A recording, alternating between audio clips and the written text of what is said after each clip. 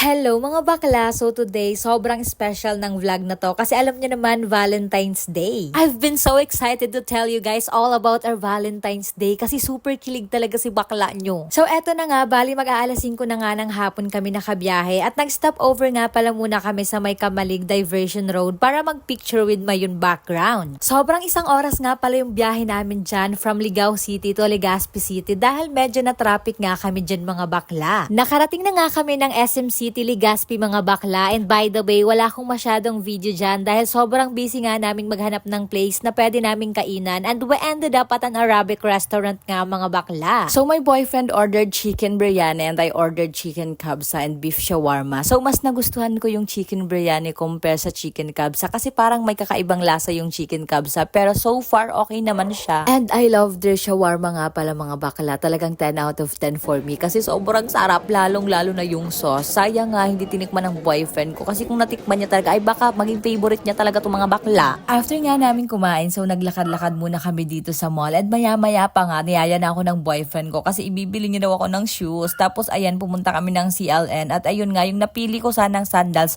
wala yung size na gusto ko at wala yung kulay. Kaya ayan, naghanap na naman kami ulit at dito nga kami napadpad sa Alberto. Pagpasok ko nga dyan mga bakla, nakita ko na agad na may maroon at red shoes sila. So dalawa talaga yung pinagpipilian ko dyan kasi parehas yun na nasa cart ko. Pero sa totoo lang talaga mga bakla, nahihiya ako magpabili dyan kasi ang mamahal ng presyo. Hindi ako sanay sa ganun. Diyos ko, pang 350 lang talaga to si bakla nyo. Pero thank you so much talaga sa boyfriend ko. Sobrang nagustuhan ko yung gift mo. Parang feeling ko susuotin ko siya habang natutulog. Hala, napaka-OA. Sunod naman pala naming pinuntahan dyan yung Green Day Matcha kasi isa talaga to sa pinakagusto kong puntahan dito sa Legazpi. Matcha lover kasi talaga ako mga bakla at talagang sabi ko sa boyfriend ko, hindi pwedeng hindi namin to mapuntahan at buti naman yung boyfriend ko talagang sinusunod lahat ng gusto ko. Na-sold out na nga pala yung gusto kong i-order dyan mga bakla kaya nag-order na lang kami ng boyfriend ko ng dirty matcha at naisipan nga naming pumunta ng Sawangan Park at doon na lang inumin yun. At ayan lang pala lahat ng ganap namin ng Valentine's Day. Sobrang saya at puno ng pagmamahal talaga. Grabe, sobrang sarap magmahal. Hanggang dito na nga lang pala tong video ko. Happy Valentine's Day mga bakla!